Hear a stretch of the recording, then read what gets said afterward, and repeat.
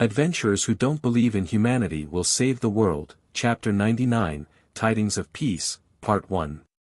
A lot of food was lined up on a table in Sea Anemone. It was not made by an employee trying to show off his talent, but rather by a chef, who due to a certain set of consequences, was temporarily out of work and was invited there. It looks great. Thank you. It's the first time in a while that I got to flex my muscles. The chef, Goen, responded to Nick's compliment. He worked in the casino that was completely wrecked during the fight with Leon. Most people there would be too focused on gambling to really care about food, so he would mostly cook light meals and snacks, but since the casino was closed, he had time to spare.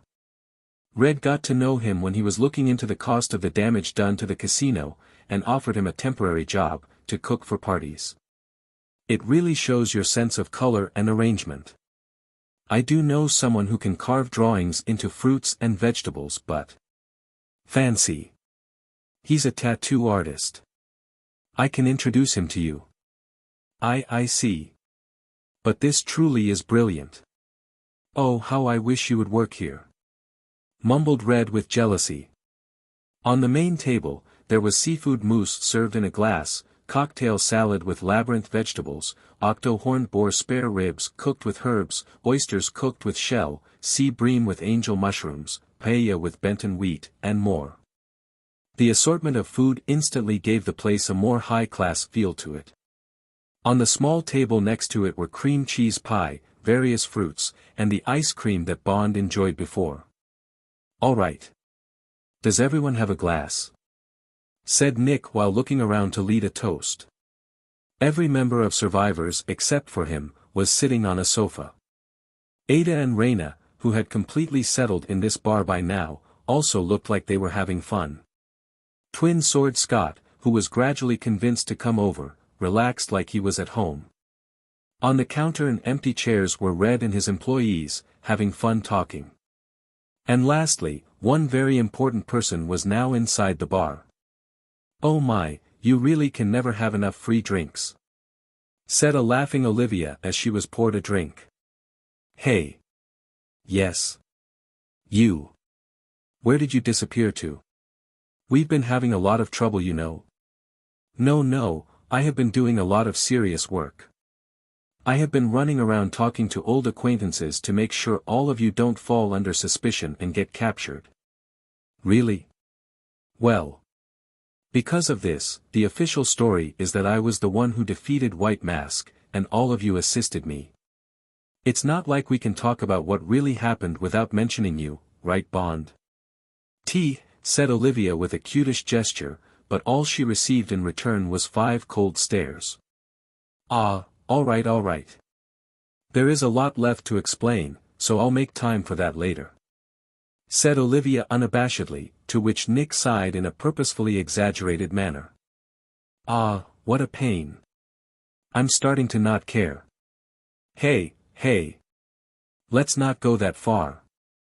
Then, let's actually talk about this later, seriously. Right now, we're celebrating. After all, a lot has happened. Nick stopped. A lot really did happen. A lot happened in the abandoned area.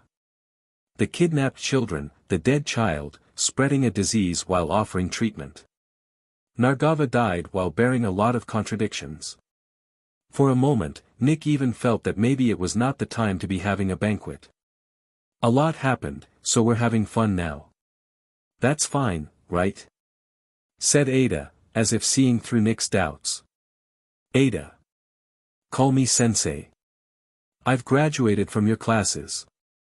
And you kept quiet about Olivia too, didn't you? Of course I did. But it's her fault. Ada said as she looked at Olivia, who was drinking and laughing loudly. Geez, you're already getting started, Cheers. Now do whatever you want, that's all. Said Nick apathetically, and everyone raised their glasses. The banquet finally started. Geez, this is giving me a headache. There's so much to be done. It's fine. Adventurers aren't supposed to mind the small stuff so much. Ada interjected, but Nick only shook his head. Not everyone can be like that, right Karen? Yes. It's good to have people that are annoying and won't shut up about the small details too. Nick called Karen, who approached them with a smile on her face. There you have it. Are you sure you want to be proud of that? Oh well, I guess I get what you mean, said an exasperated Ada to a smug-looking Nick. Never mind that, Nick. These oysters are really good. Let me see. Nick took a mouthful of the oysters that Karen handed him. He did not hate seafood at all. When he was younger, he traveled a lot with his parents, so he was used to it as well. Ah, it's spicy. HNN. At first it was smooth and creamy, but the spiciness that followed it was too intense. The fat and spiciness mixed inside his mouth, and his body became warmer. Is there anything to drink? Yeah. Almost at the same time as he said this, Karen pointed toward some drinks. It was cold white wine, and a refreshing flavor passed through Nick's throat. I could get used to this luxury. Oysters were rather expensive. Animals with more vitality and less flavor were easier to transport, but delicate things like oysters required sorcerers to keep them cool. It's not a big deal. I heard they had a good haul. It's before the festival, so that's a nice omen. Festival? Asked Karen. Right, you. I mean, all of you, have been here for less than a year. During the summer, monster activity drops. They undergo estivation. Ah, I know about that. That means it's the perfect time to make a lot of noise. There's fireworks by the lake close to Sticky Goo Gate, and a lot of stalls around town. It's fun. I wanna go. Oh, go. I mean, the adventuring business pretty much grinds to a halt anyway. Back when his party was always low on money, Nick hated those days when they could not work, but not this year. They had just finished a big undertaking, and all their wallets were feeling packed, so it was the perfect time to go have fun.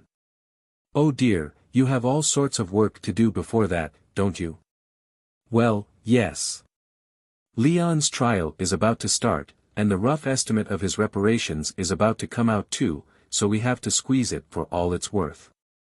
Squeeze. If we don't, there won't be enough money for reparations.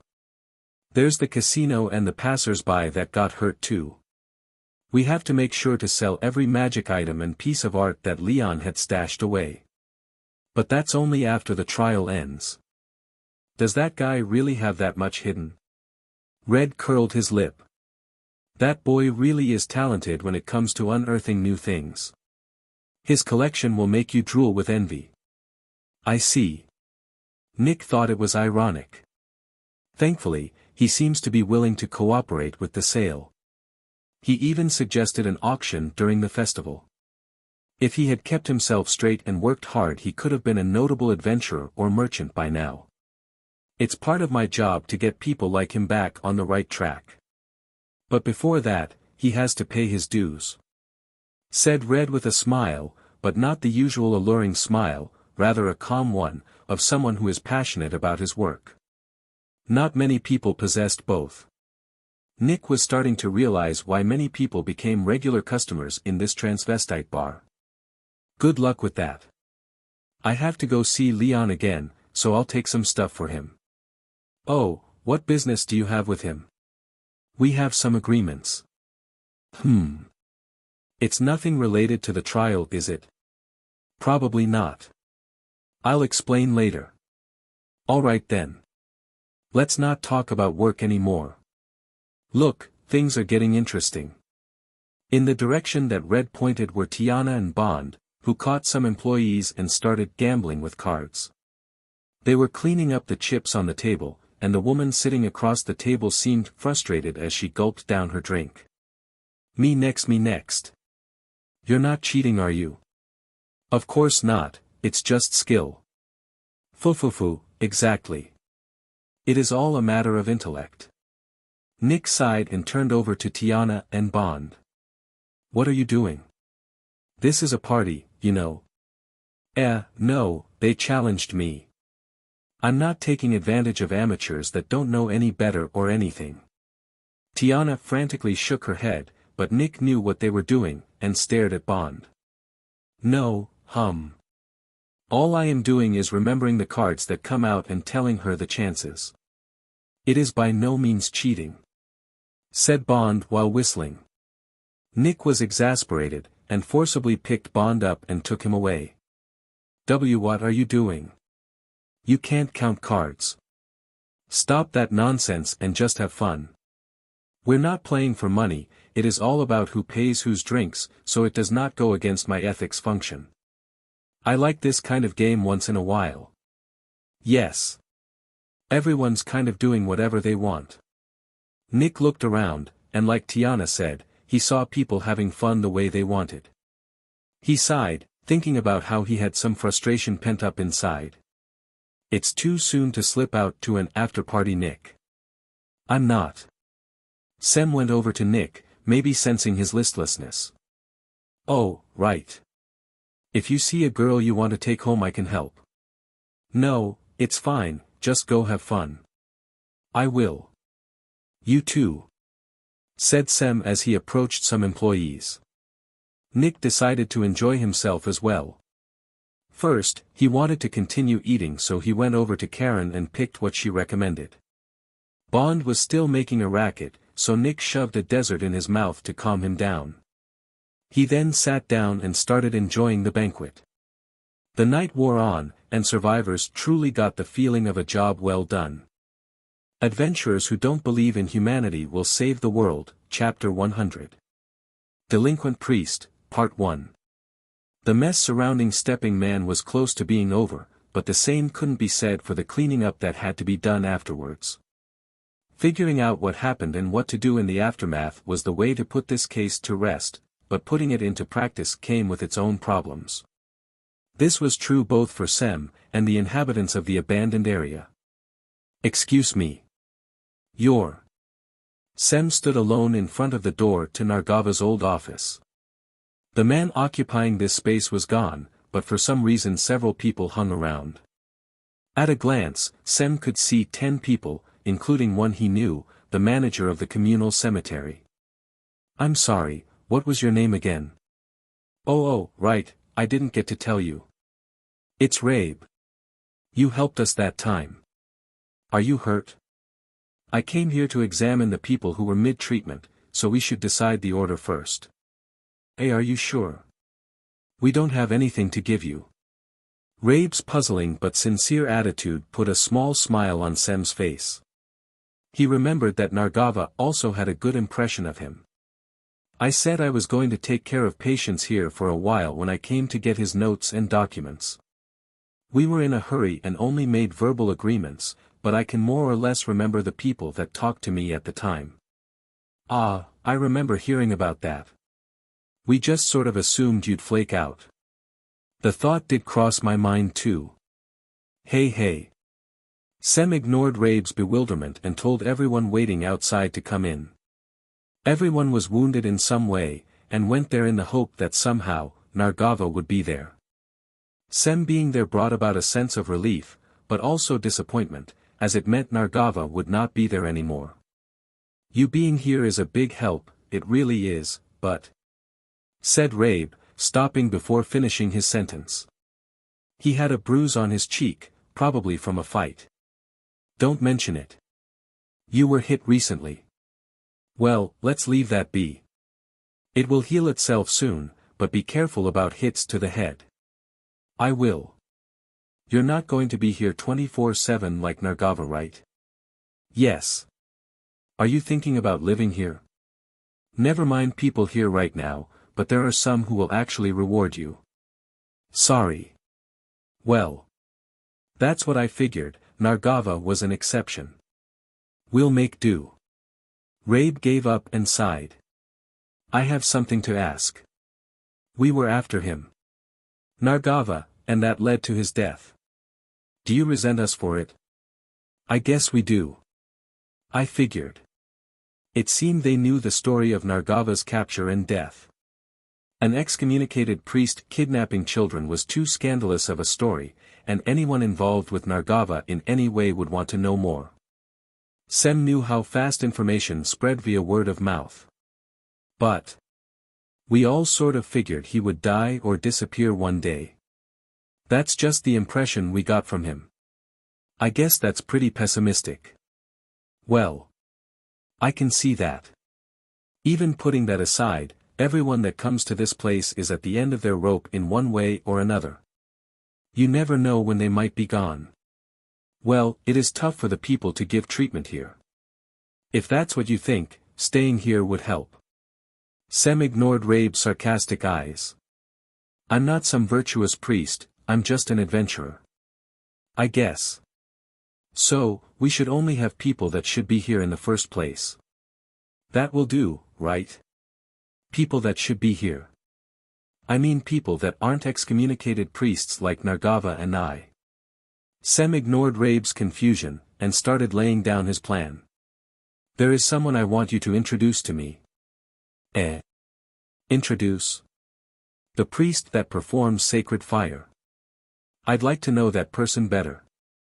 In the Labyrinth City, there were temples for 4 gods. Obviously, there were not just 4 temples. Medlar alone had more than 10 locations. Many Medlar temples were attached to the Labyrinth City schools, and Sem, a priest who was excommunicated from Medlar, had mixed feelings about this. Lowell, the temple that excommunicated Nargava, also had many locations. When merchants formed contracts, and people of certain status were about to get married or have a marriage meeting, Lowell would butt in. Their business grew, or rather, their chances to extol the virtues of their god were many. But, Sem was visiting a temple that belonged to neither. It was a temple of the god of harvests, Bear. So, you think the chief of a temple like myself is going to listen to what an excommunicated priest has to say? Are you talking about me or Mr. Nargava? Both. The man with the stern expression angrily yelled.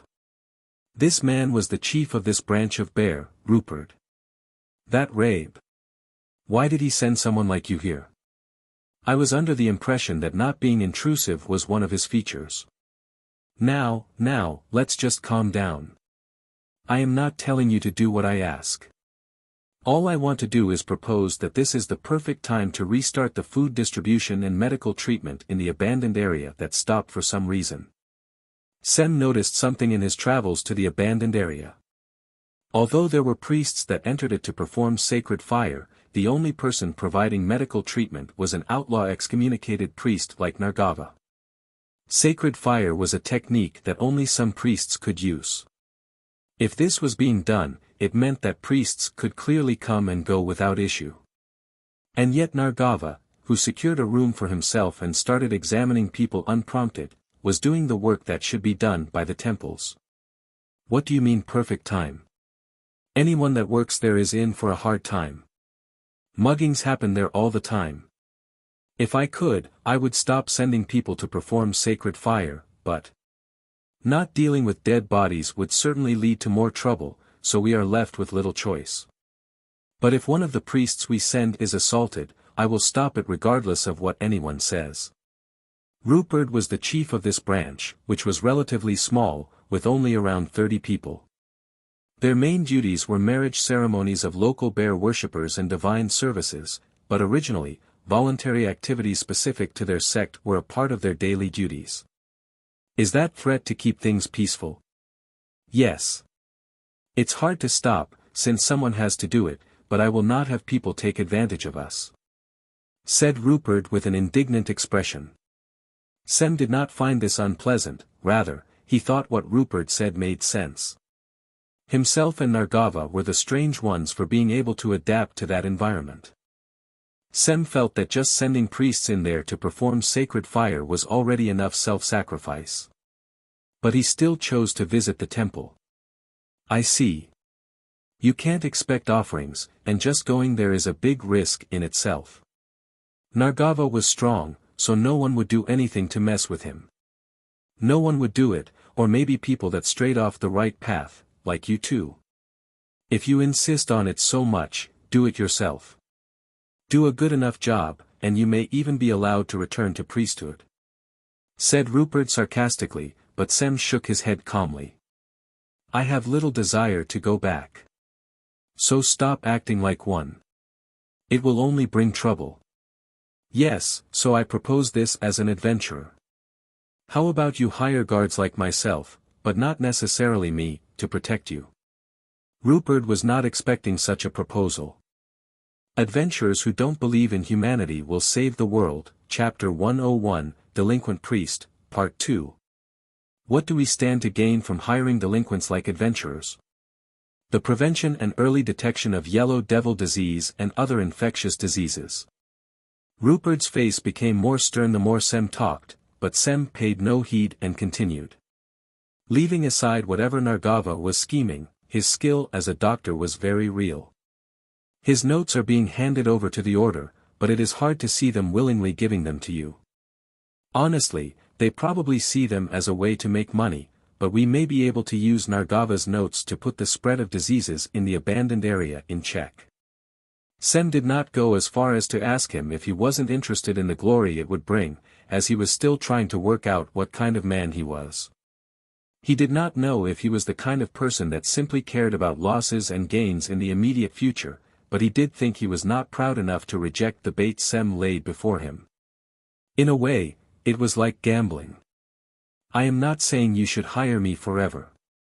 You can cut me loose when you acquire the know-how to traverse the abandoned area. Rupert's expression finally loosened, and he let out a sigh. You're a real hero. You want to save poor people struggling with disease, and throw away the honor and glory like it means nothing. That's not really my intention. I hate that kind of people. Rupert said as he glared at Sem, I don't hate people that act like heroes, rather the ones that act like heroes while throwing all the actual responsibilities to other people. Well, responsibility should fall on those who should be responsible. An excommunicated priest is only responsible for his life and his wallet. Then I'll put you in a responsible position. It was Sem's turn to be surprised, which put a smile on Rupert's face. I am not telling you to quit being an adventurer or anything, many people with the social status of a priest work as adventurers. But if you need to show your status, you can use this if you want. Rupert said as he left his seat to bring something over to Sem. It was a chained medallion with an ear of wheat engraved, something that only bear priests were allowed to carry. Basically, it served as a way for them to identify themselves. Are you suggesting I join the bear temple? That is not what I said. But I guess if you do use it once, you are basically a part of our temple. Did you not say before that I could be permitted to return to priesthood if my achievements were recognized? Do not play dumb. What you have done, and what you will do are all big enough achievements. Sem grimaced, which made Rupert giggle. And you are saying this knowing I have been excommunicated, and why? I do know. When I heard that an excommunicated priest was visiting these parts, I did some light investigation. If you do become a problem, we can simply excommunicate you from here as well. But if Sem was excommunicated again, Rupert would also receive some sort of penalty. When it came to social status or duty, the one giving and the one receiving were connected and both were responsible. Appointing a once excommunicated priest was nothing short of madness. I look forward to the day you become thirsty for power. Sem seemingly had no choice but to admit the man sitting in front of him was more open-minded than he thought. He let out a sigh of resignation. Oh well, I'm sorry for testing you. I guess if you are going to test someone, you should be ready for them to do the same. Yes. In any case, it went according to plan for you, as it actually is an advantageous proposal. I will bear the responsibility and glory as long as you do not fall into greed, and if you want your share, you can come back any time. And then, the two grinned at each other. When the priest in training stopped by to bring them tea, she looked at them with the eyes of someone wondering why they were acting so creepily. I'm so tired. Gee, good job. Sem looked as though he just died, and fell flat on the counter after sitting down. I've never seen him looking like this. Did something happen? Timidly said the dog woman working behind the counter. Well. We've been busy. Get him a drink, please. Said Nick, and the dog woman quickly started preparing it. On a glass made of special monster bones, wine was being poured, and next to it there was a plate with a cylinder-shaped tree branch. What is this? A gnawing twig? Ah, did you want a plain one and not a lemon-flavored one? No, that's not it. Nick looked confused, but Sem grabbed the branch. Our appetizers are usually things like nuts or walnuts. Oh right, you humans don't need this. Having weak teeth isn't so bad, I guess. The dog woman put out a different plate with a mess of salted beans and nuts. It was simple, but Nick thought they did not go bad with their drinks. I've never been served a branch before. A lot of the employees and customers here are dog and rabbit people, so they serve gnawing twigs as appetizers. What even is a gnawing twig? Some races need them so their teeth don't grow too big, especially here in the city, where food tends to be soft. If they don't gnaw on these sorts of branches from time to time, their teeth can start to hurt, and it can even lead to disease. I had no idea. You only see that sort of thing in places like these. Some people make fun of them and call them animals when they see it. I see. Want to try it? Said the dog woman while grinning and fiddling with the branch she was taking back. All right, I'll give it a shot. Seriously? I won't know what it's like if I don't try. You're a weird guy. The woman cackled as she saw Nick put the branch in his mouth. So. Is it tasty? I feel like I've become a dog person too. I can get some ears to put on you if you want. No thanks.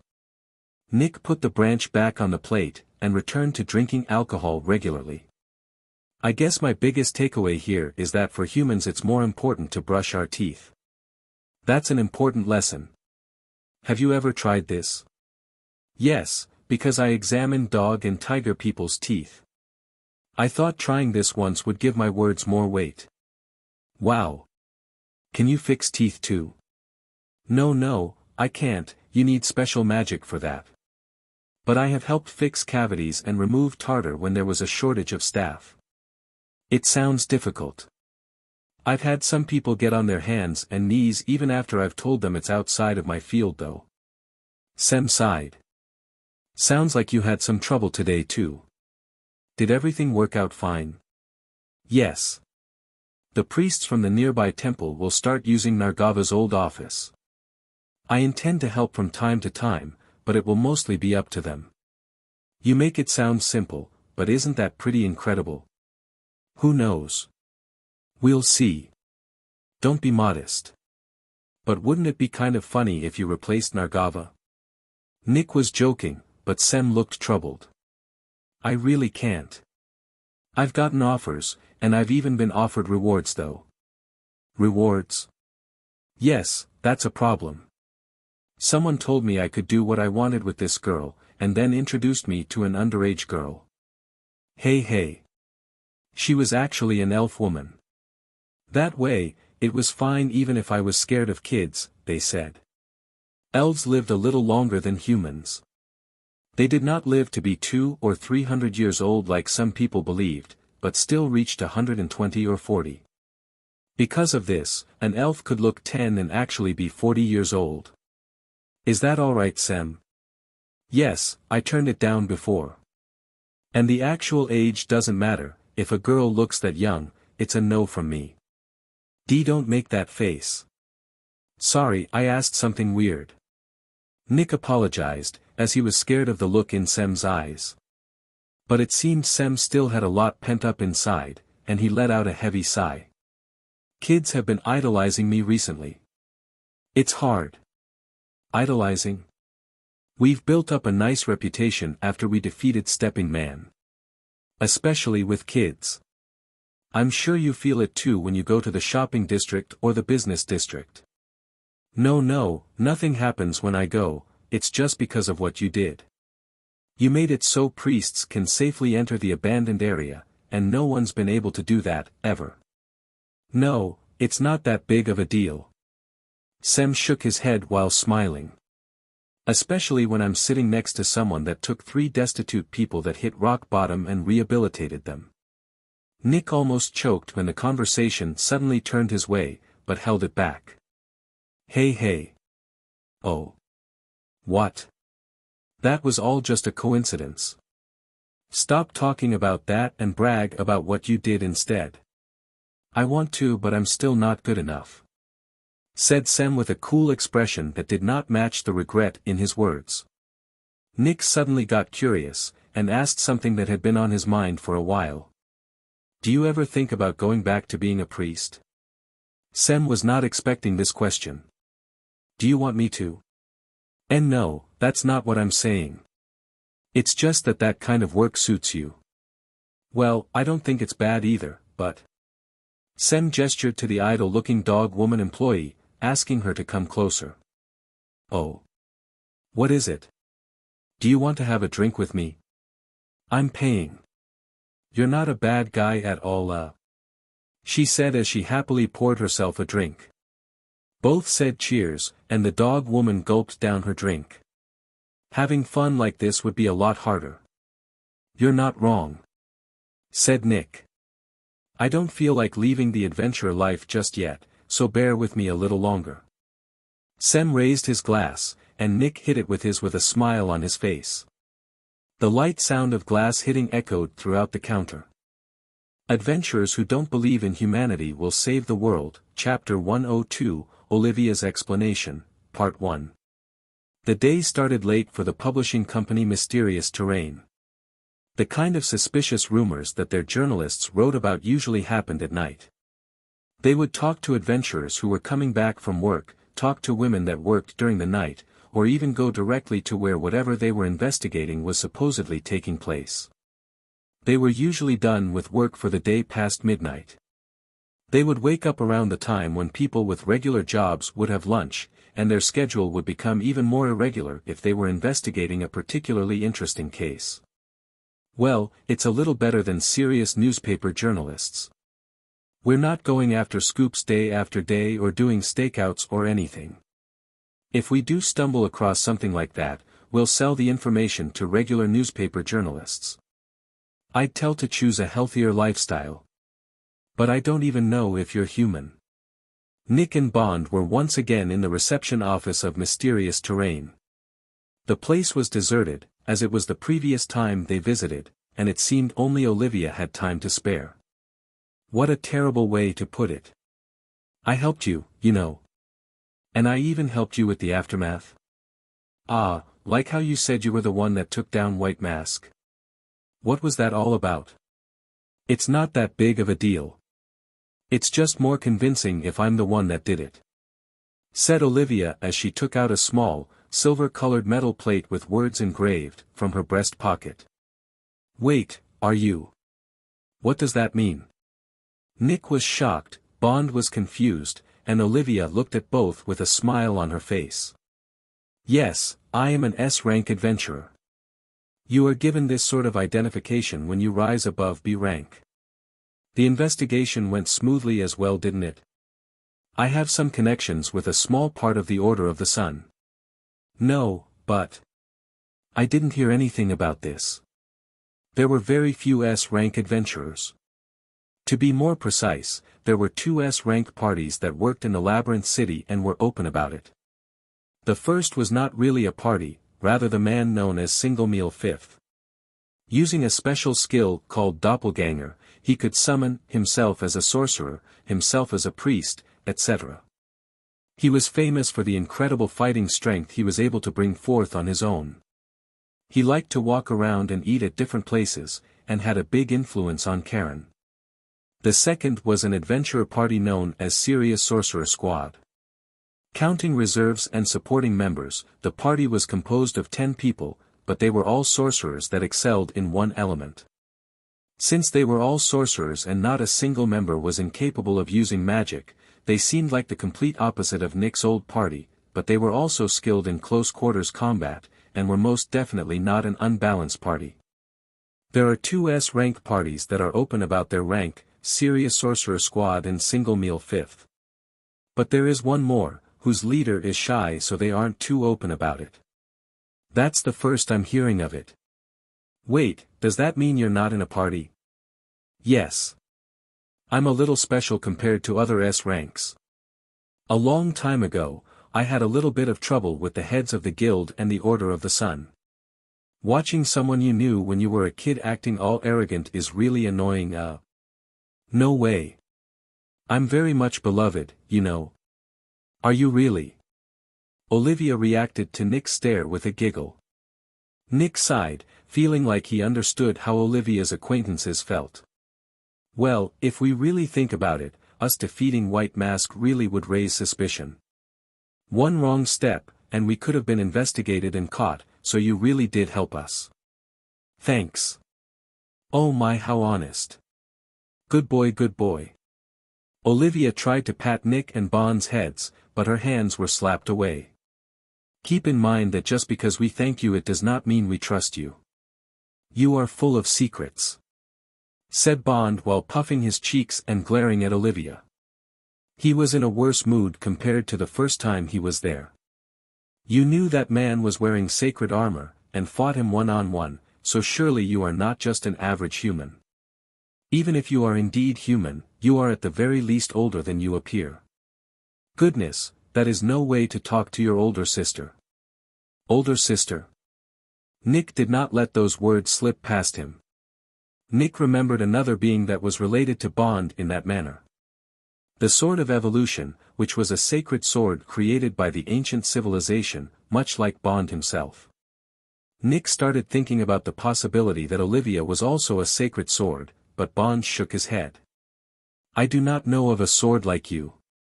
Of course, I was not included in the main plan to defeat the evil god.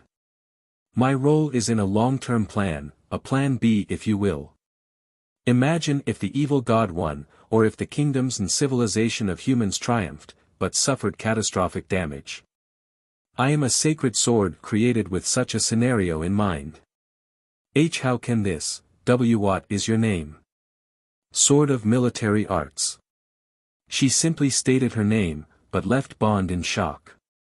Was the anti-evil god combat technique development program Sword of Military Arts actually put into development?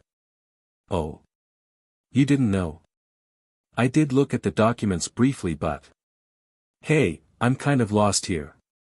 Complained Nick, to which Olivia apologized while grinning. I apologize for getting worked up talking about family matters. I think this is beyond the level of family matters, but I can see you're like Bond. Do you have an ability like him? Do you have an owner? I don't have a specific ability like Union or an owner. My role is different from other sacred swords.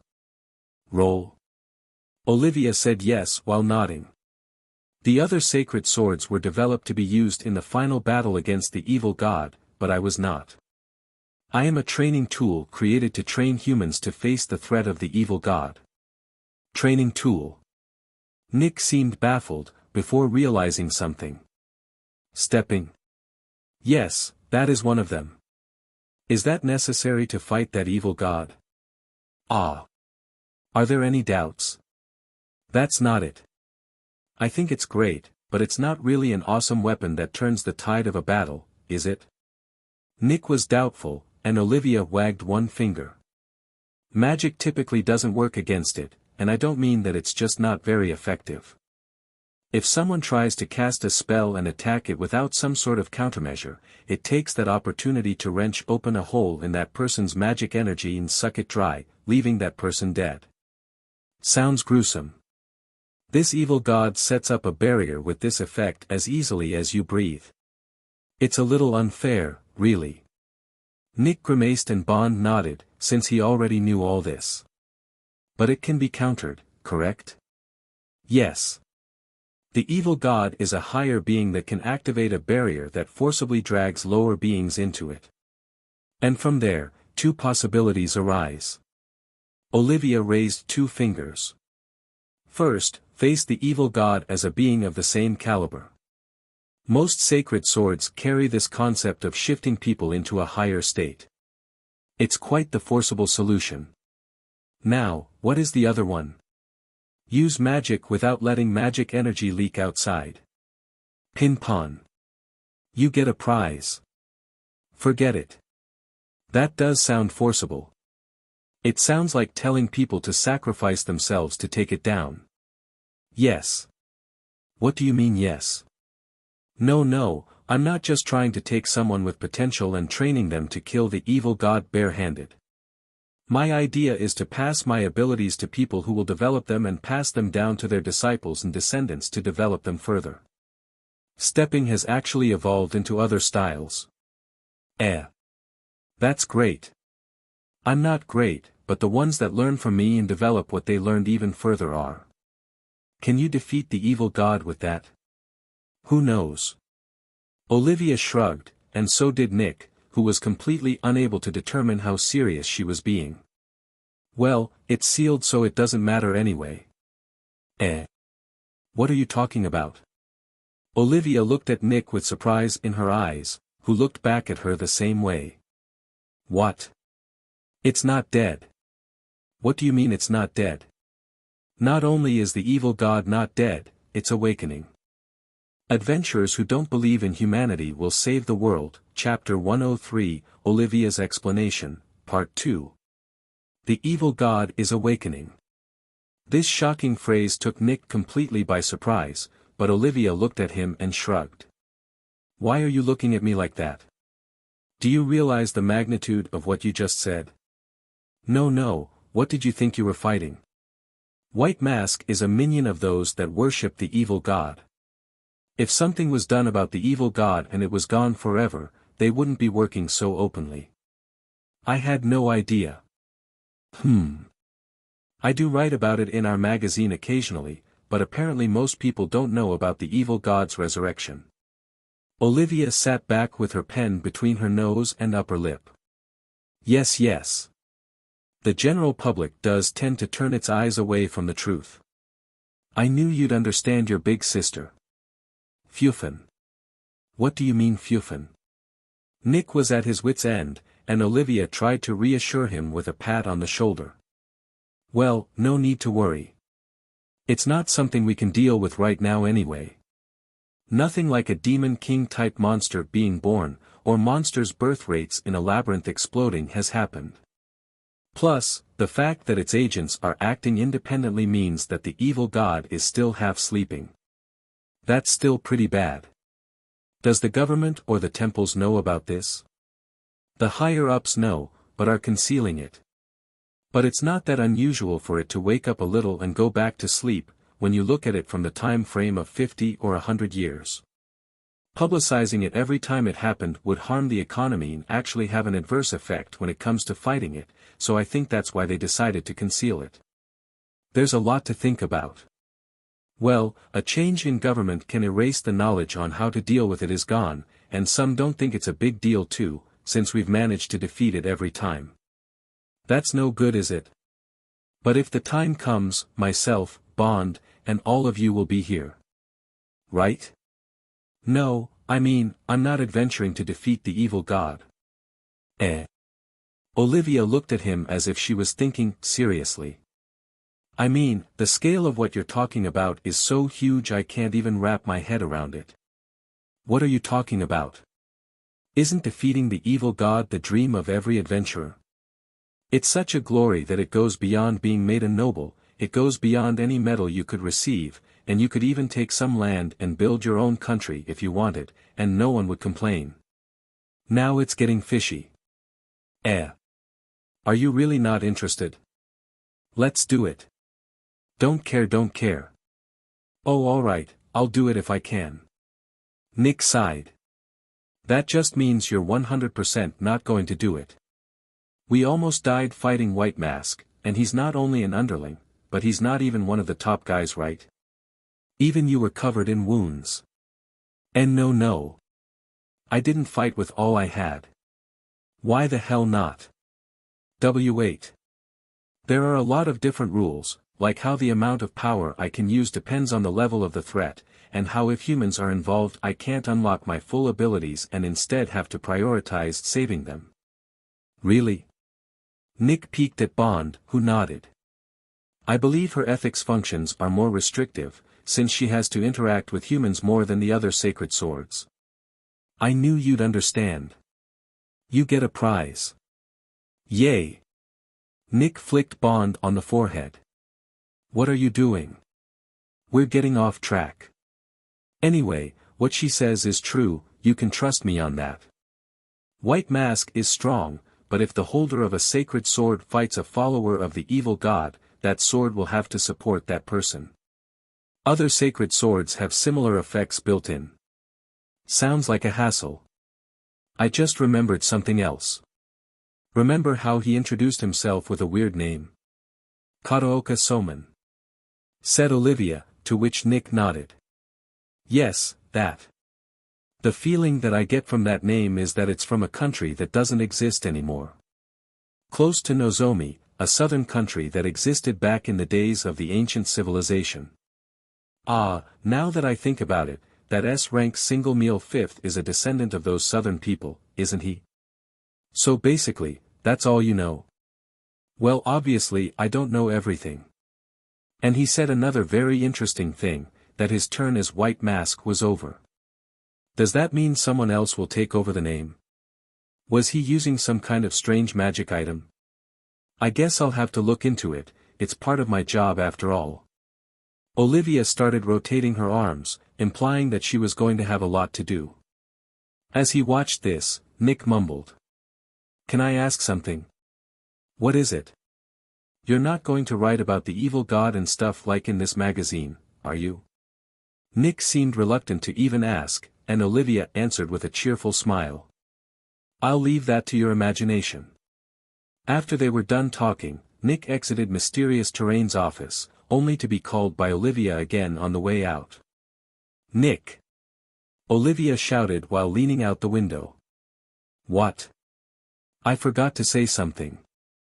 And then, Olivia suddenly flung herself out the window. Hey! Instead of falling like one would expect, Olivia stood vertically on the building's wall. Weird. What do you mean? You're not a lizard or anything.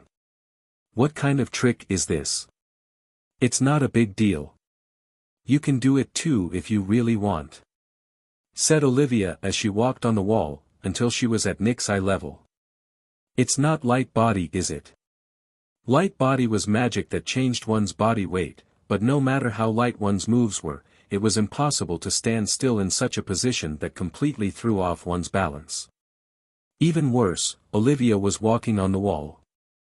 Nick looked at her while racking his brain trying to understand it. That will be your homework.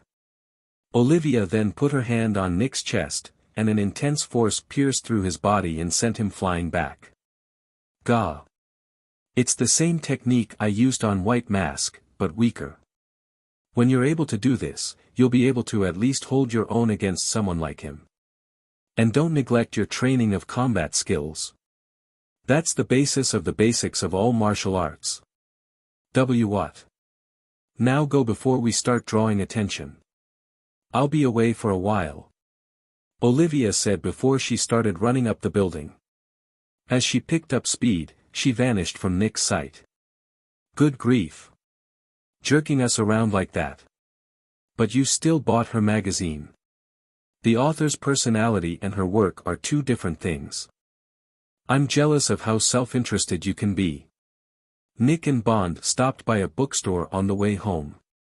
The plan was for Nick to buy a magazine about idols and Bond one about the occult, and read them as they leisurely made their way home. A typical sight for a lazy day off. Still, evil god. I can't even wrap my mind around it. Naturally. It is not a being your age is very familiar with. And to you, what is it? Bond placed his hand on his chin and started thinking. It is not easy to put into words. It is a detestable enemy and a terrifying being. It goes beyond hate and anger, and brings about dread much like a natural disaster. That much. That White Mask guy felt more vulgar. Let me ask you this then. Are priests that serve gods clean and pure? No way. But when you put it like that, do people like White Mask see that evil god as their god? Bond nodded.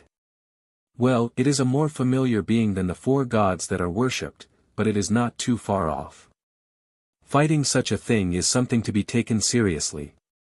Olivia talks about it a little too lightly. An exasperated Bond shrugged his shoulders, which Nick thought was amusing. Are you talking about all that talk of being heroes that save the world? It is my hope that you will fill that role, and I do intend to guide you all in that direction. Hey! But those feelings have to come naturally. Fighting the evil god is not something that should be done because you were told to, or because you were promised money or a better lifestyle. You need the appropriate spirit and motivation to accomplish something you would not normally be able to, otherwise your heart or body will break. So you can't just ask or order someone to do it. That is not the kind of hero I am looking for. Perhaps the Sword of Evolution would be happy with that, but I am not. Bond shrugged with a half-smile on his face. Someone with the drive to protect something is a hero.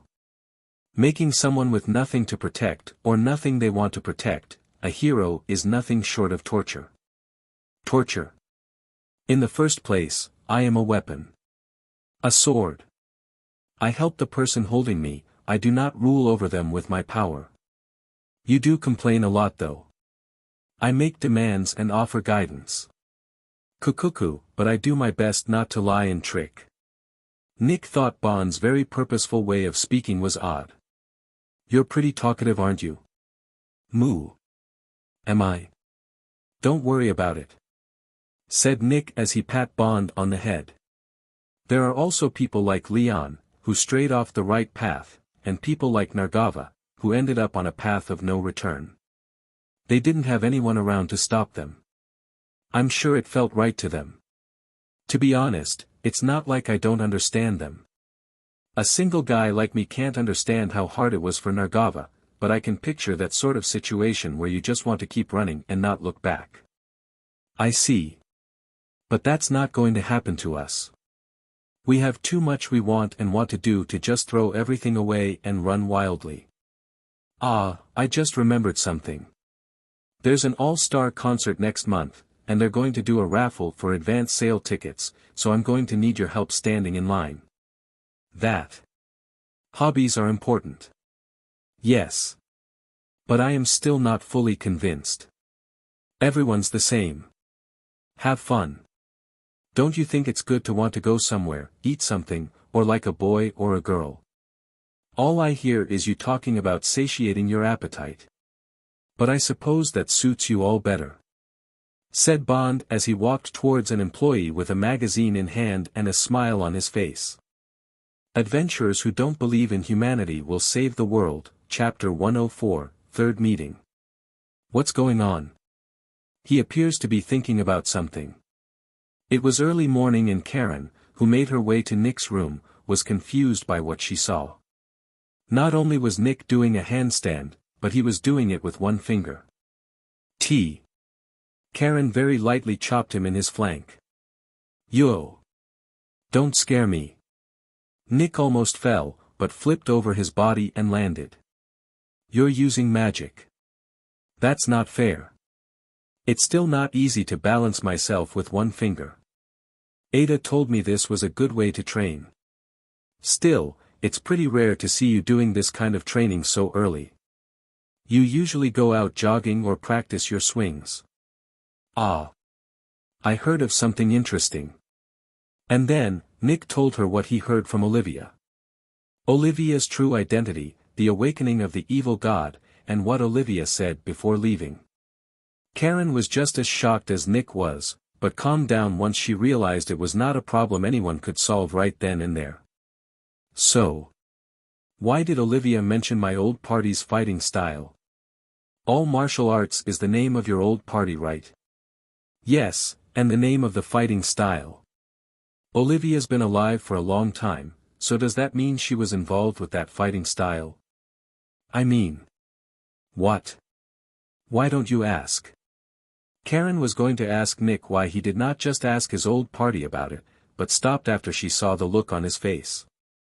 I know what you mean. But it's awkward. I guess. I was kind of expelled, remember? Oh well, I'll just train my own way. Ada's been teaching me some things too. Yes. I hope you can keep going all the way into becoming a hero. Hero. Karen looked at Nick with a strange excitement in her eyes. Well, I guess we can save the world together if we have some time to spare. Yes. But we have work to do first. Do you have everything ready? Yes, and I've decided on what to bring too. Bond then looked at them and tilted his head. Where are you two going? We have a meeting. And I want to get it over before lunch. Bond realized what he was talking about, and calmly nodded. You sure are a caring man. You have no such obligations to the man you captured, you know. I guess. But I did tell him I would go there again. Fine, fine. The path to becoming a hero starts with simple virtuous deeds. It would be a problem if they suspected me, so I will stay here reading a book. They boil sweet potatoes from the south and crush them, and then cook them with butter, milk, and sugar while stirring. Then they put dried fruits and berries in it, and stick it in the oven. People look down on it because of the potatoes, but if cooked right they become a very good sweet. Explained Karen. Sounds classy. Not bad. It keeps for about 5 days. It feels your stomach pretty good too, so it's a good thing to take on adventures. Adventures. What a pain. I like staying in town. Leon yawned as he reached over for the sweets he was handed. It was Nick's third visit. So, I figure you're not just here to give me a present. I promised I'd come. Leon was surprised by Nick's honest answer, and was quiet for a while. Ah, I see, thanks. He mumbled quietly. That's it? No further questions? You're not the type to lie for no reason in a place like this.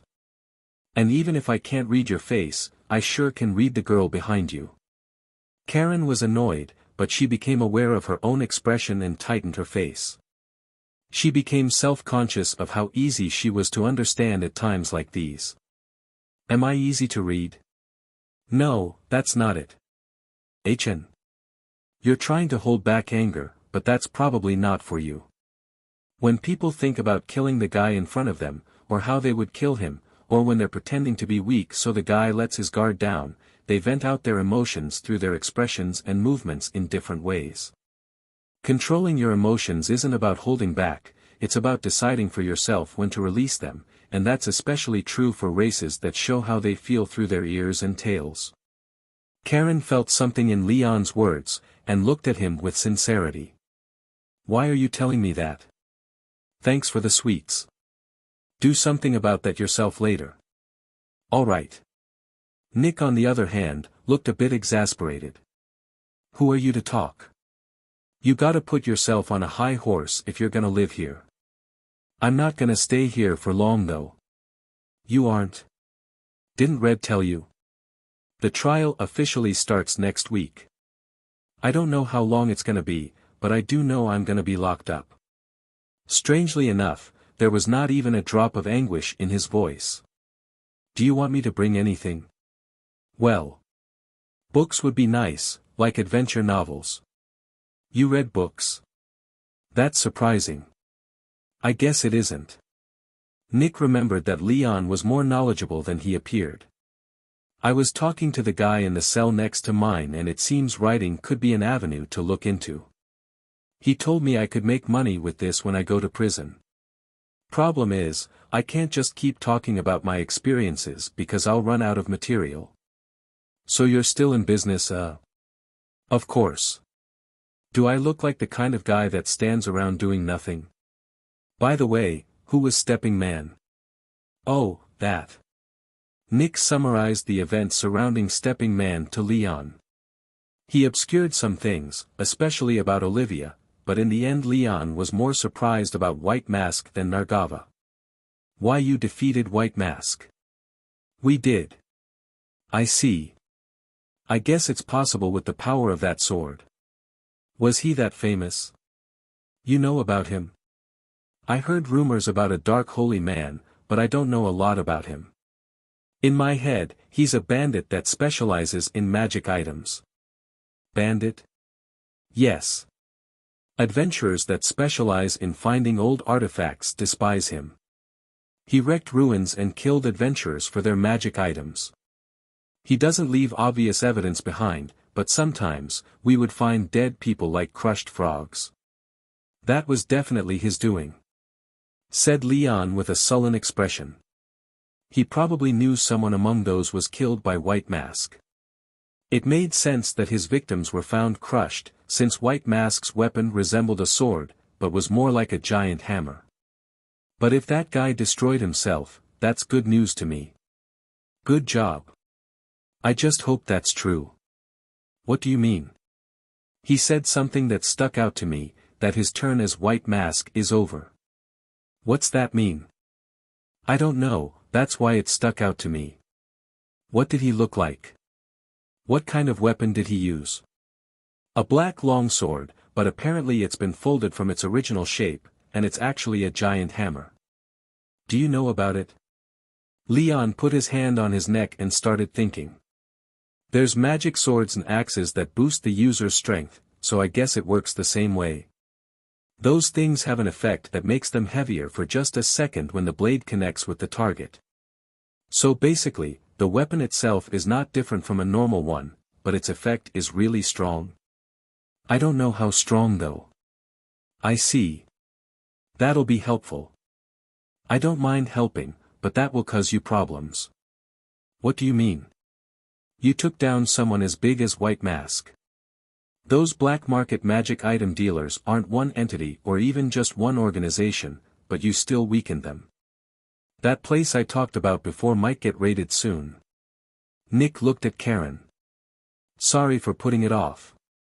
We'll go there now. Yes. Leon, did you report the thing that was stolen? Maybe it'll actually be found and returned to you. Maybe it won't be so bad.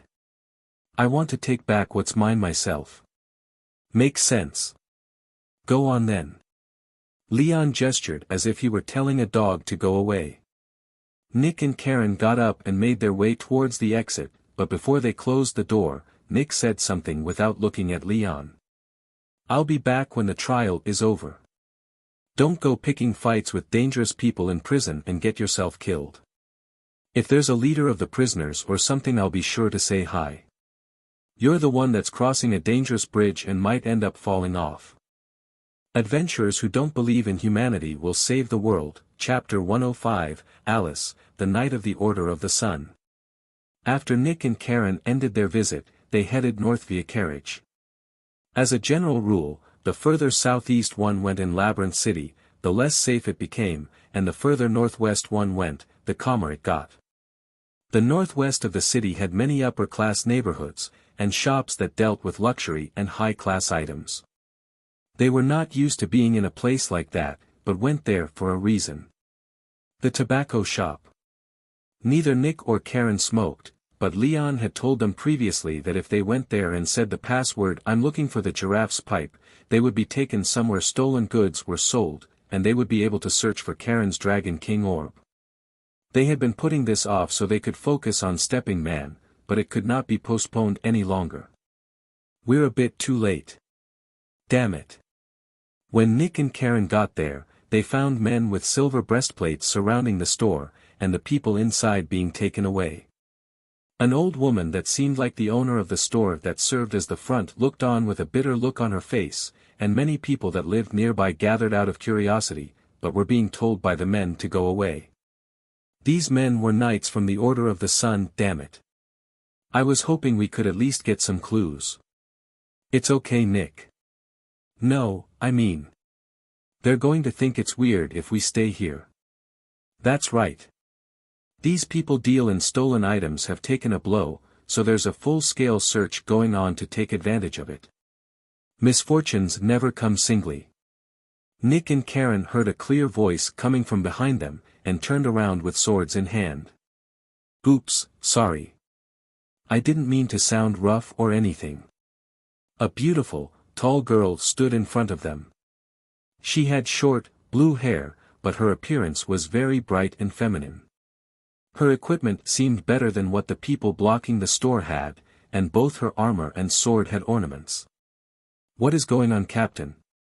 Perhaps sensing the threatening atmosphere, the knights ran towards Nick and Karen, who felt a cold sweat running down their faces when they heard them call her captain. "Ah, it's nothing, I just met some friends. I'm sorry, but I'm going back to the 8th station. I'm leaving this with you." "Yes." The knights briskly went back to where they came from. "Nick, Karen, will you have tea with me? I need to discuss something with you." She already knew their names. Nick was not reckless enough to refuse. "I'm not threatening you or arresting you or anything. You can lower your guard," the tall woman said with a light smile, as she took Nick and Karen to a cafe and ordered tea. It was a fairly high-class cafe, but not the overly gaudy kind where one would find wives of nobles exchanging gossip. Rather, it had the mood of the kind of place where sweaty merchants would go to take a break, for better or worse. "Didn't you tell your subordinates you were going back to the station? This is commonly known as the 8th station. It just looks like a cafe to me. It's code. The order only has 7 stations here in the Northwest. Telling someone you're going to the 8th station means you're going to slack off for a bit and have some tea." "Ah. By the way, the 9th station means going to the dragon races. The other day I had to scold one of my subordinates because he bought tickets for himself and even his coworkers. Are you sure you want to tell us all this? Can you keep it between us?" She put her finger in front of her mouth and smiled in an impish manner. "Let me introduce myself. My name is Alice Burrows, and I'm the captain of the Gauntlet Unit of the Order of the Sun's Northwest Branch." The Order of the Sun, who maintained the peace in the Labyrinth City, was divided into 5 branches: Northeast, Northwest, Southeast, Southwest, and Center. Within these branches, there were units of different sizes that policed the cities and maintained order, or specialized in different things such as investigating more serious crimes, economic crimes, etc. Gauntlet's main job is to crack down on bands of thieves and bandit guilds. We've been investigating that tobacco shop too, and we saw an opportunity now that you took down one of their big shots. Well. Nick vaguely nodded. It was his first time speaking to someone like a captain of the order, so he was nervous. Karen noticed this, and spoke. "We didn't defeat White Mask, Olivia did. The fact that you can even help her is amazing in itself. You know about. Not everyone does. Or rather, most don't, but most veterans know about her." Alice let out a strained smile. It was then that an employee brought them their tea. It was black tea, which was rare for the Labyrinth City, since it had to be imported from a southern country, and was more expensive than green tea or beer. "She is somewhat influential, so you don't have to worry. My superiors don't want to start trouble with her, let alone me. Does that make you feel better?" "I feel like I shouldn't say this, but yes, a lot," said Nick, and Alice giggled. Nick felt relieved as he saw this, and sent a look of appreciation over to Karen, who stepped in when he was nervous. "Honesty is a virtue. So. We're not here just to drink tea, are we?" said Nick directly, and Alice nodded. "It's about White Mask." Nick figured that was the case. "I told the guild everything I remember, but I get the feeling they thought I was exaggerating. If you have any questions I'll—" "No, that's not it. I want to talk about the future, not the past." "Future? I'm not convinced he actually died. There are several things on my mind." "I see. Even if he really is dead, you've made yourselves a hated enemy of those people that deal in stolen items. You should be careful, because they might come after you." Nick was also worried about this. Olivia left to investigate White Mask, but even putting that aside, there should be people whose black market shops were shut down or lost their employment thanks to the actions of Nick and his party. Well, we're the ones taking advantage of the fact that you've defeated White Mask to attack black market dealers and bandit guilds, so I do feel bad that you're hated because of us. Alice took out a card from her pocket. If you're ever attacked or find yourselves in danger, don't hesitate to tell my unit. If you show this to a station of the order, they'll contact me via communication orb right away. The card had the crest of the Order of the Sun, and what was probably the crest of Alice's unit. Got it. Sorry. Is there anything you want to ask of us? I feel bad just buying you tea. Something to ask, Nick pondered. For example, if you want to join the order, I can make it so you can bypass the interview. You'll still need to take the physical and written tests though. That's a public office, isn't it? There's no point in even thinking about joining unless one can get a recommendation from someone of a certain status. I can do that. These words struck a chord with Nick. Adventurers were basically wanderers, and earning enough recognition to make the jump to a job as a knight was seen as an ideal change in profession. Becoming a high-ranking adventurer was also desirable, but the fight to get there was fierce, and there were less hurdles on the way to becoming a knight. Still, the path to becoming a knight required a lot of effort, and many adventurers would end up falling by the wayside. I appreciate that you think so highly of me, but I have a different kind of favor to ask. What is it? I want to know where the Dragon King orb ended up. Alice told them all she knew about the Dragon King orb. Recovering the Dragon King orb fell within her duties, so she would have to explain the situation to its owner anyway. They still hadn't tracked down the suspect, Karios, so they did not know where it was. Nick and Karen still thanked her sincerely, so she felt a little guilty. Was that the disciple of Olivia and Gaius of all martial arts? He just looks like a normal young guy. The merchant sitting at the opposite table said to Alice. Maybe a change will occur soon. No, there is probably something about him we just haven't noticed. Like what? Like some sort of secret technique he learned from them. Or maybe he was deemed worthy by a sacred sword or something. No way. The merchant, who was actually one of Alice's subordinates in disguise, sneered. Sacred swords are proud beings. I can't imagine one just handing itself over to some adventurer. Yes. I don't think he's that paladin either, but I wouldn't be surprised if he knew something. Do you want to catch the paladin too? No way. But the way people say that paladin is the one protecting the city kind of annoys me. Alice gulped down her cold tea and stood up. I don't like people I don't really understand beating us at our own game. It's time for us to show some results. There was a fire of antagonism burning in Alice's heart, and it was directed towards the lovely paladin, who saved the casino. Alice was as strong as a high-ranked adventurer, as beautiful as an idol, and admired by many. To the point where idols sang about her. But now, it could be said that her popularity was being stolen by the paladin.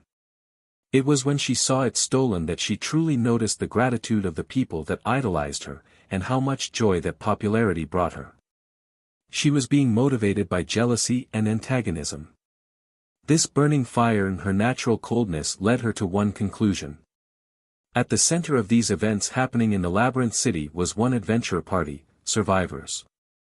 That day, she really did call Nick and Karen just to have tea and get acquainted with them. Her warning that others resented them was half sincere warning, and half a means to attain their trust. She felt like the more they met, the closer she would get to the mystery. We protect the peace in the Labyrinth City, and we will make you understand that. Adventurers who don't believe in humanity will save the world, Chapter 106, Blazing Bird Peak, Part 1. So. We have a lot to think about, but that's a pain, so let's explore a labyrinth. Survivors went to the Adventurer Guild Fishermen for the first time in a while.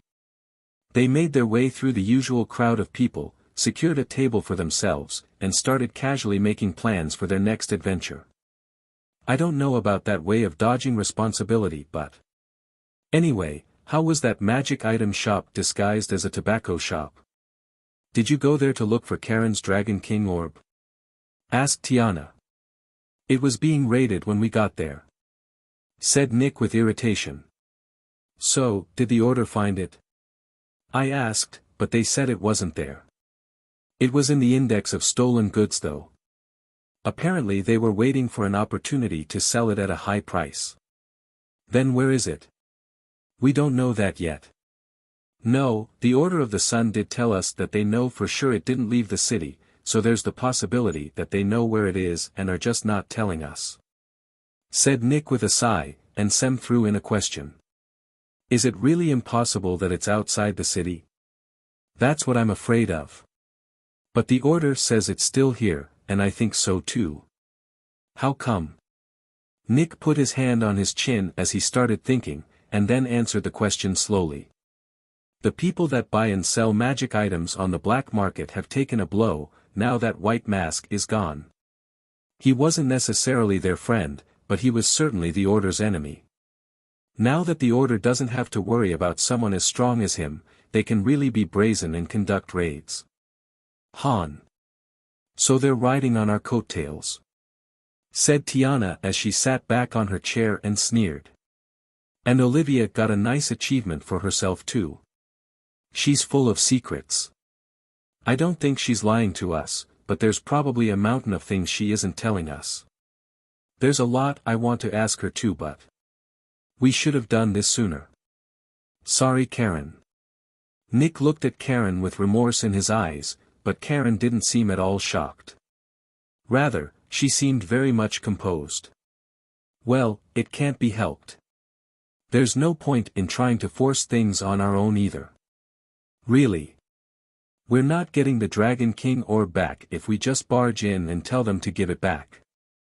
If we're too hasty, they might even end up tricking us instead. I guess that's true. Never mind that, let's talk about labyrinths.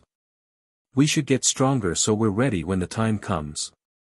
And I didn't get to do anything good last time, so I want to make up for it.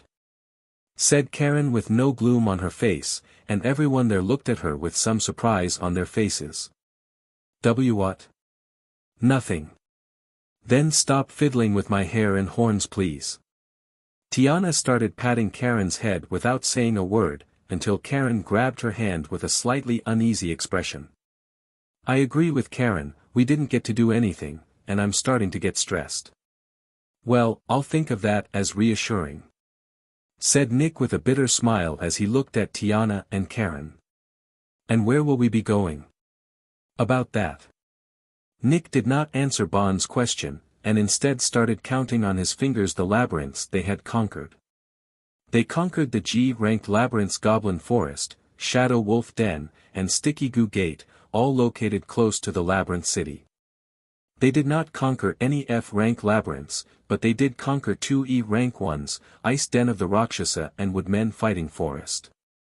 So we conquered 5. We're not spending a lot of time in places that have weak monsters and low earning potential, so we're going at a pretty high pace. There isn't really any point in conquering anything below E rank if you're strong, is there? We could see it as a simple and safe way to make money, but still. No. It's true that it's safe and simple, but it's not good to be going through the motions. Some degree of tension is actually good, said Nick with a troubled expression, in response to Sem. It seemed like an extravagant concern, but it was still something that adventurers had to keep in mind. What rank are we anyway? Asked Tiana. Now that you mention it. E or F I guess. Everyone responded to Nick's vague answer with a tepid stare. There's not much difference anyway. The guild decides the rank based on the difficulty of the labyrinths we conquer and the materials we collect and bring in. Sometimes parties rank up and don't even know it. It's a different story when you reach D rank, but... Hold on, I'll go check. Nick then noticed an employee that just happened to be passing by, and asked. Survivors are E rank. You really should be going higher and ranking up to move over to pioneers. It's nice having strong people around, but it's not proper for people that can go higher to be sticking around in lower ranks. said the employee before heading towards the board to switch out some papers, and kicking out some drunk people. Guild employees were weirdly strong for people that were mostly office workers. There you have it. Rank up. Are there any restrictions, like in the beginning? Tiana was talking about when they ranked up from G to F. In order to do so, they had to conquer the easiest labyrinths. No, worse. We can't just conquer labyrinths. We need a letter of recommendation. Letter of recommendation. G-rank adventurers are really nothing more than beginners still learning the ropes. E and F ranks are intermediaries, so their main job is to defeat monsters close to the labyrinth city. It doesn't really matter if they're a little bit weak, or if their attitude isn't the best, but that all changes starting with D rank. They go inside labyrinths where it looks like the monsters might start rampaging, and defeat monsters that wander out of labyrinths. Sometimes, they're even specifically called by the guild to deal with important quests. But on the other hand, adventurers don't exactly have a nice reputation, so that letter of recommendation acts as a way to verify their behavior, right? Said Sem, to which Nick nodded with a concerned look on his face. The qualifications for who gets to give a recommendation aren't very strict. A knight with the title of noble, someone in a public office or with a professional occupation, an intermediate-level priest. We could easily get one if we pay someone that has status and it doesn't cost a lot of money. That sounds simple. We could also accept an escort quest and take the opportunity to ask the person that put out the quest to do it. Isn't that how you're supposed to do it in the first place? Said an exasperated Tiana. Yes, but reality and ideals don't always match. I mean, the kind of person of character that a place like the Adventurer Guild is looking for probably isn't going to be an adventurer to begin with. You can't become an honest person by just listening to what others tell you to do. Said Karen, and Nick nodded in agreement. So how do we rank up after we get the letter? Asked Karen. It's like moving up from G to F rank. We have to conquer 3 specific labyrinths. Nick lifted 3 fingers. And if we do rank up, we'll move to another branch of the guild. It's not like we won't be able to come here anymore, but we should move if we want to do more difficult, but also more profitable quests. The adventurers that frequented fishermen were E and F rank intermediary adventurers, basically, average adventurers. But from D rank forward, it was different. It was basically the higher end of intermediary adventurer, and the gateway into becoming a powerful or veteran adventurer. In general, people around them saw them differently as well. So we should start by going up to D rank, right? Yeah. Aiming upwards is no bad thing. Said Tiana, and Karen and Bond cheerfully agreed. Well, I'm not going to complain about you being motivated. Well then. Leaving aside that letter of recommendation thing, we have to clear what we have to clear. Nick spread out a map made for adventurers, with labyrinths around the city marked. He then pointed to one specific place. Blazing Bird Peak. Tiana read the name of the place Nick pointed to. Yes. This will be the first checkpoint. Said Nick, and the table was filled with ambitious smiles. Adventurers who don't believe in humanity will save the world, Chapter 107, Blazing Bird Peak, Part 2. The labyrinth Blazing Bird Peak was situated in the mountainous region close to the labyrinth city known as the Five Rings Mountain Range. The labyrinth itself was the peak of one of the mountains, and the path there as well. Blazing Bird Peak was not covered in trees, but instead stone and rock. It was impossible to get lost, as one could see their goal with their naked eyes from kilometers away, but the difficulty level was still about the same as would men fighting forest. However, some people were more compatible with a labyrinth's quirks than others, and survivors. Or rather, Tiana felt this all too well here. Wind Blade. Damn it. It dodged again. All the monsters that appeared here were fire type. The main monster was called Salamander, a fire-breathing lizard with hard scales. The flames it spewed were very intense, but its movements were slow, so it would not be a problem as long as the person fighting it had the power to deal serious damage. There were also many flame butterflies, insects that spread flaming scales. Their bodies were fragile, so they were not too much of a problem if one was watching out for sneak attacks. But the monster that was most representative of this labyrinth was the one that gave it its name, the blazing bird. This thing's not only fast, but it hits hard too. Be careful when it flies high, that means it's going to attack from above. I get it, but my magic isn't very effective here. Ice shield. Tiana cast defensive magic as she responded to Nick, and Karen lifted her dragon bone sword like a shield. The blazing bird then went to tackle them with its flame-covered body. The falcon-like monster's gliding attack was threatening on its own, but when flames were added to the mix, it meant it could easily kill someone who was not ready to deal with it. Tiana blocked the monster's charge with her shield, but its defensive power fell just a little short. It thrust its talons against the shield, making a shrill sound, and shattered it. Watch out! Karen stepped in front of Tiana just as she was about to be attacked. The monster could not penetrate Karen's defense, and flew up high once again. That was when Nick made his move. Shara. Nick jumped as light as a bird, and ripped the monster's thin neck with his short sword. Jua. The monster fell towards the ground with a scream of anguish, and Karen finished it off with a slash. We did it. Ah. These flying monsters really are a lot of trouble. Mumbled Nick as he wiped sweat off his forehead.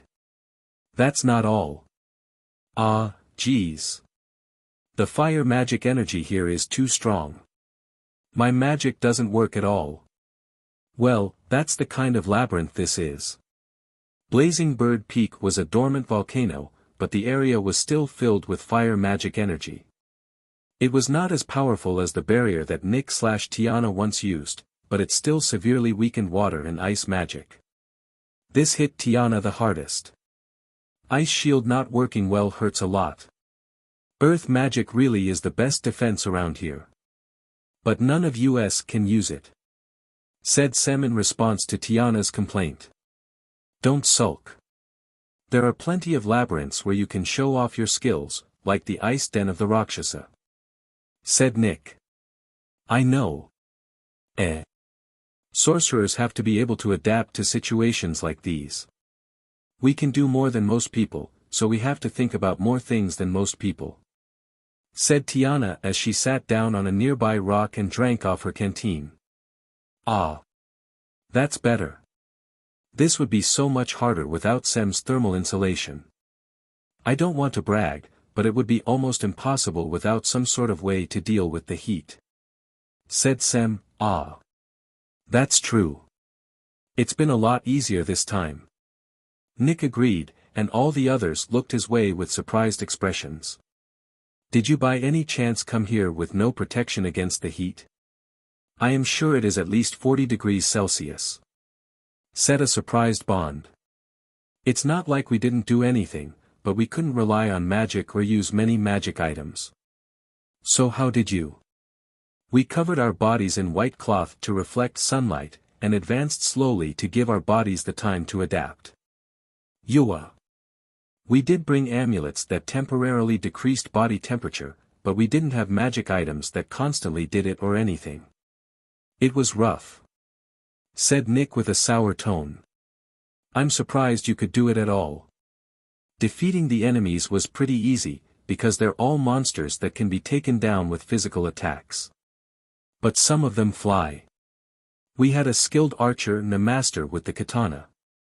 I get the archer, but unless I'm remembering it wrong, a katana is a curved double-handed sword. It's not a tool for flying. Yes, but not only is he good when it comes to countering attacks, but he also has a wide range. If the circumstances are right, his slash can reach 10 meters. With a sword? Not magic. Are you talking about an actual person? Yes, I guess. If one can master a technique, their attacks can carry magic energy. Is this what you are talking about? Bond interjected, and Nick was confused. No, none of them can use magic. It is not quite a magic technique. It is just that when one perfects a skill, that sort of ability awakens inside them in rare cases, apparently. Apparently? You don't sound too confident. Martial arts tend to be very secretive. Many refuse to show or tell me anything since they knew I can trace sword techniques, so there was a lot I did not know. That's stingy. But it is a fact that some people gain the ability to control magic energy as they master martial arts, so there are indeed completely different approaches aside from regular magic. But what does? Ah! A look of surprise was frozen on Nick's face. Did you notice? Stepping. But that's something I use to control my own body. Can it be applied to weapons or flying tools? It does not have to be exactly the same. It just has to be basic magic that is not useful on its own but has been perfected. Nick started thinking with a serious expression, which was soon replaced with a sour one. What is the matter? I was thinking about going there to ask, but it'd be hard. Everyone seemingly understood. Nick's exit from all martial arts was not a pleasant one. Let's just take a break and rest our bodies and minds. How about we restart in an hour? Everyone nodded, although the length did seem strange. Tiana expressed her doubt. Isn't that too long? The altitude is beginning to be too much. We should rest after every fight. The air is getting thin, and our stamina will drain quickly. Blazing Bird Peak was the easiest to climb in its mountain range, but the second tallest. The trick to conquering it was to advance slowly and without rushing. You don't seem all that tired. Ah, said Tiana. It's not just Sem's good walker, you're using light body too. Ah, you caught me. I only use it on harsh hill roads. Good for you, said Karen as she looked at Nick with envy. Do you want to learn? I guess it'd take longer for non-humans, and you'd have to learn both the magic and how to control your body in a way. I've thought about that, but it's not my thing, said Tiana. Not your thing? You heard me. It's not just because it would be hard, it's just not the sort of thing that would suit me. So. Nick repeated back to her, and she shrugged. As frustrating as it is, I'm going to leave this one to you. I'll make up for it next time. Oh well, you can rely on me from time to time, said Nick with a slightly sarcastic smile. Adventurers who don't believe in humanity will save the world, Chapter 108, Blazing Bird Peak, Part 3. Survivors continued their conquest of the labyrinth. They followed the pattern of defeating blazing birds or salamanders, resting, and advancing. It was taking a toll on everyone except Nick, since he was used to mountain climbing. However, good planning on Nick's part in Sem's healing magic meant that even though they were getting tired, they did not feel uncomfortable or discouraged. In fact, it was very encouraging seeing their goal, the peak of the mountain, becoming bigger and bigger as they advanced. There's people that focus only on mountain-type labyrinths. People call them mountain maniacs or mountain adventurers, said Nick, and everyone snickered. I like this a lot actually. The view's nice too, said Karen. I don't hate it either, but I like the forest more, said Sem. That's just because you can pick medicinal herbs. I don't hate the idea of mountain climbing once in a while, but the fire magic energy is just too strong, complained Tiana. I have heard of writers and poets climbing mountains to get away from deadlines and editors. I have read it in a book as well, reminisced Bond. At that point you might as well just become an adventurer. They continued walking while chatting. If one was prepared for the heat and had the power to defeat the monsters, Blazing Bird Peak was actually quite the picturesque mountain. When they reached the halfway point, they came across a concave-shaped open area. Even when looking from afar, it was obvious a monster was sleeping in the middle of it. That's the Midway boss. If you take one step in its territory it wakes up. Midway boss? Karen repeated Nick's words back at him. Labyrinths of this level have not only a boss at the end, but in the middle too. In the case of Blazing Bird Peak, it's the bursting hedgehog. I didn't want to meet it here, mumbled Tiana as she looked at the monster. The monster's appearance could be described as a giant hedgehog, about the size of a bear. Its most noticeable feature are the needles the size of stakes on its back. Those needles shoot out, don't they? Oh. You knew that? I've defeated one before. How? By freezing it. That way it can't shoot out its needles. That's not going to work here, said Nick, and Tiana meekly nodded. So, what do we do then? First we need to deal with the needles, but keep in mind that its aiming is very imprecise. But those needles explode, right? Asked Tiana, and Nick said yes. That was the main characteristic of this monster, and its main attack. Not only could it fire its needles, but they themselves exploded. Yes, and that's why we can't just barely avoid them, or we'll be caught in the blast. How strong are they? Asked Sem, and Nick answered with a sour expression. It can gouge out people's flesh if they're not prepared for it at all. That's scary. But we have the sturdy buff and defensive equipment, so we just have to watch out and guard carefully. Also, be careful not to be blown away by the blasts. And it always stops when it's going to fire, so if we're careful and pay attention, it's not that hard to dodge. Is it hard to guard with a sword? Asked Karen. The blasts have considerable force behind them. The sword will probably be fine, but I imagine it will have a big impact on you. So yes then. Karen's tail dangled dejectedly. She was strangely fixated on the idea of blocking strong attacks and counterattacking. But the blast is still scary, even if we dodge the attacks. Don't we need some kind of countermeasure? We will rely on Sem's sturdy, but I will use it of course, but we should not be over-reliant on it. It's not as strong as regular defensive magic. That's true. How about I push the needles back with my wind magic, and we all hide behind Karen's sword? Will that work? I can't use ice magic here, but wind magic should be fine. I've been sitting back all this time, so it's about time I actually do something. Tiana smiled confidently. Sounds good. A mainly defensive strategy sounds good too, but how about attacking quickly and defeating it before it can attack? It's a waste for Karen to do nothing but defend, said Tiana. So, I guess we have to choose if Karen is going to be a sword or a shield. Everyone's eyes were focused on Karen. I dunno, said Karen. Well, we're going to take it down either way, as long as we remember to be careful about the needles. But we need a concrete plan, and we can't jump in with just a vague idea of what to do. You really should simply rely on my power. That would put an end to all this indecision. No. Everyone rejected Bond's idea. We haven't passed by anyone yet, but you never know when someone might show up. We can't do anything that might lead to people finding out about you. And your skill takes a lot out of the people using it. Why would we use it on a midway boss? Said Nick and Tiana, and the other two nodded. Oh come on. I am going to be the only one without a chance to shine. Do you think Union is your time to shine? It's when I shine the brightest.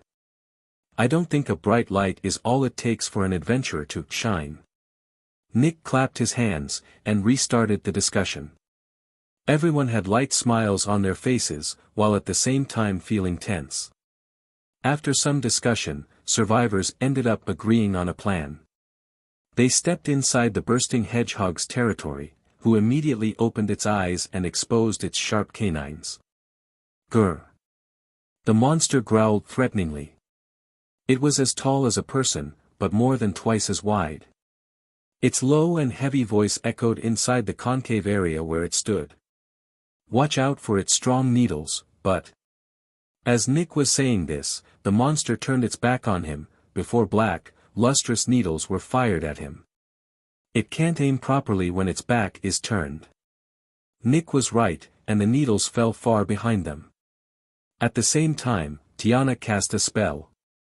Whirlwind. Tiana's staff created a fierce whirlwind.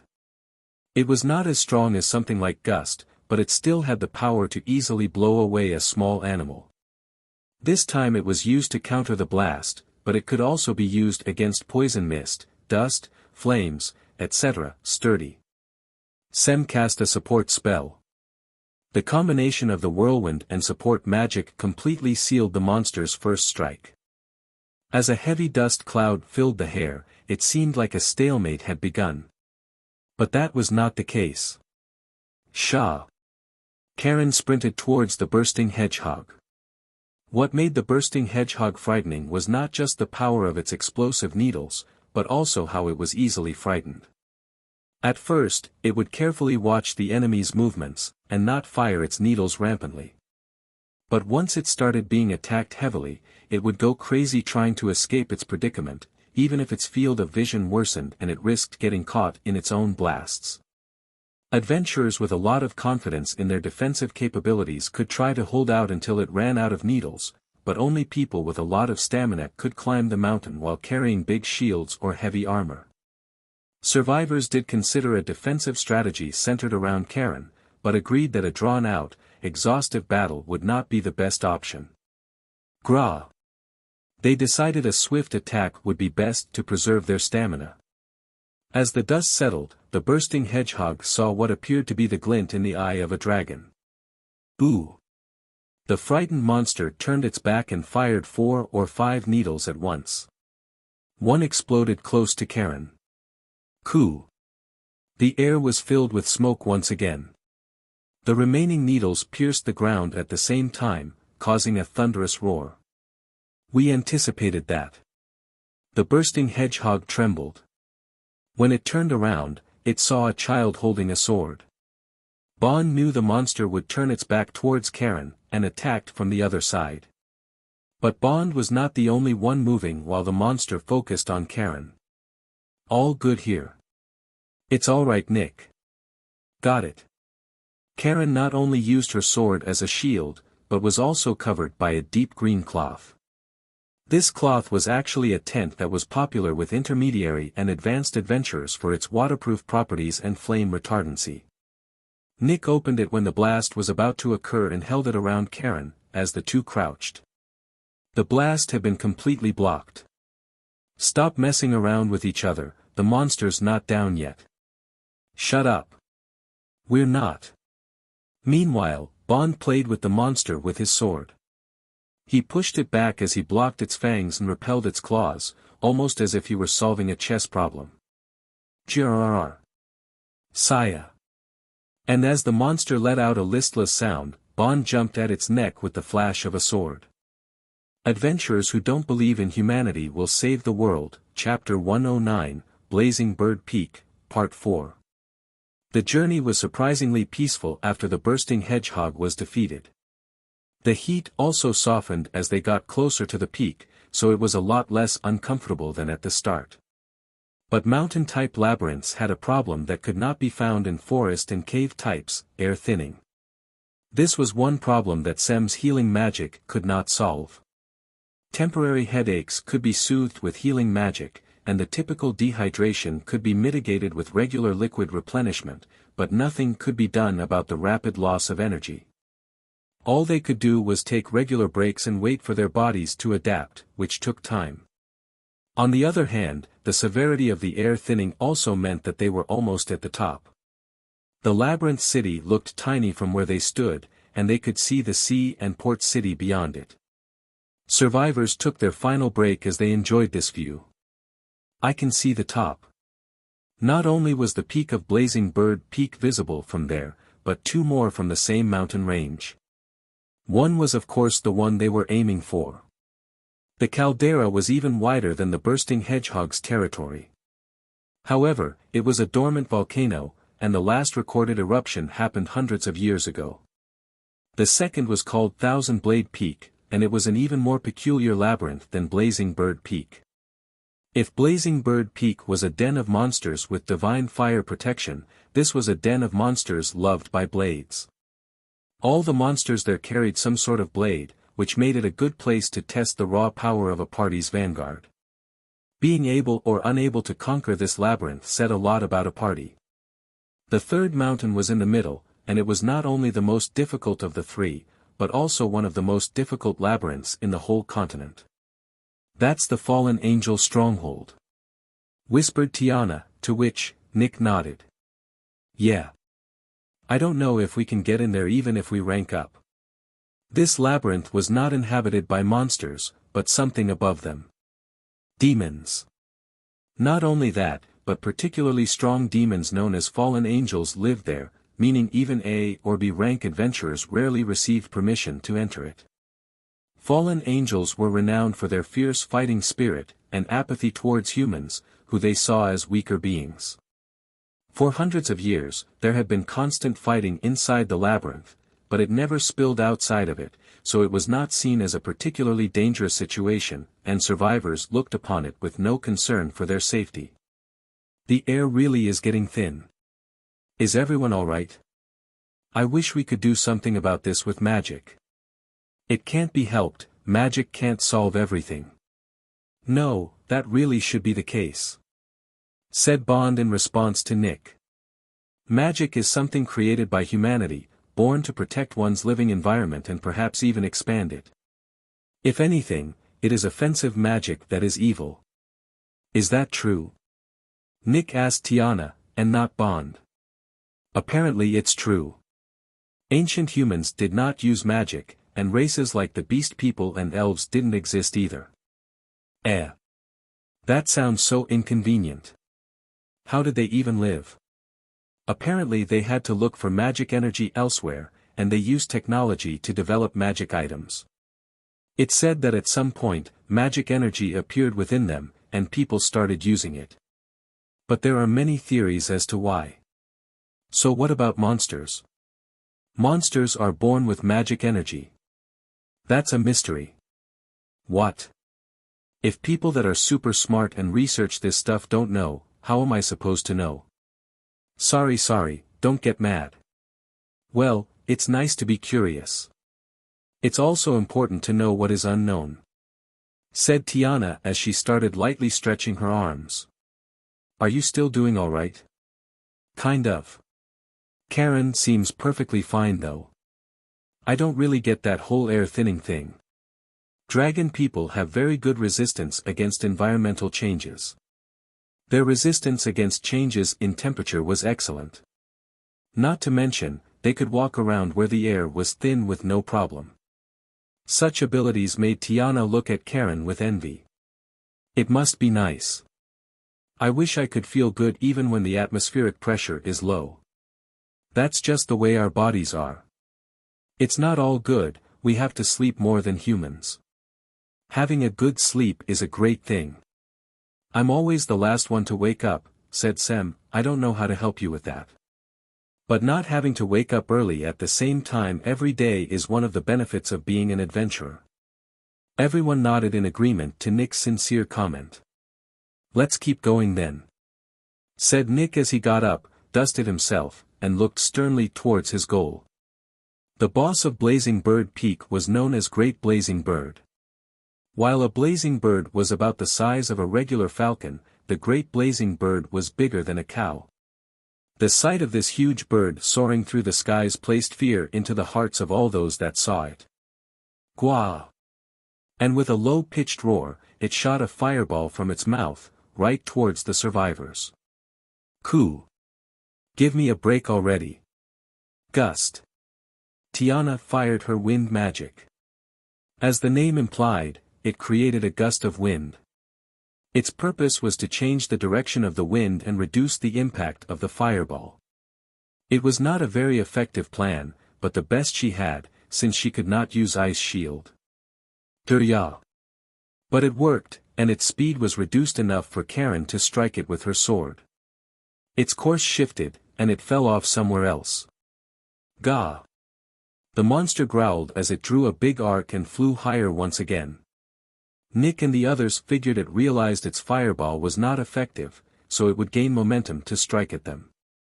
Thus, it was eerily quiet before the attack. Then let's prepare a big one for it too. Tiana started focusing her magic energy. Ah, Tiana. Wait. What? I'm almost. Don't use lightning magic. It's useless. Why? I've never heard of blazing birds being resistant against lightning. Well. It will probably work if you hit it, but you probably won't. Do you still want to try? I've already gathered the magic energy already, so. Lightning strike. The moment Tiana cast her spell, heavy clouds appeared in the sky. A familiar, ominous sound came from the sky and echoed all the way to the ground, and with a thunderous sound, a streak of light descended from the skies. I did. Oh. But the monster was left completely unscathed. It did not need to survive against the lightning. After all, it simply was not hit by it. I've heard about this. It really doesn't work. What do you mean? Tiana looked at Nick with a shocked expression. A natural reaction, since her best move had just failed. I've heard that there are lightning rods built by the ancient civilization on the other mountains. All lightning, natural or created by magic, is drawn towards them. I wasn't sure about this before but now. Say so earlier. Sorry. As he glanced towards a sad Tiana, Nick tried to change the subject. Alright, let's try this again. Karen. Bond. Combination A. Got it. I do not like that one bit. Let's go. Nick grabbed Bond, who had returned to his sword form, and ran towards Karen. Karen held her sword low as she ran forward, but then held it sideways, and Nick jumped on it. Fly. Karen raised him into the sky, and at the same time Nick jumped higher than it should be possible for a human. Kua.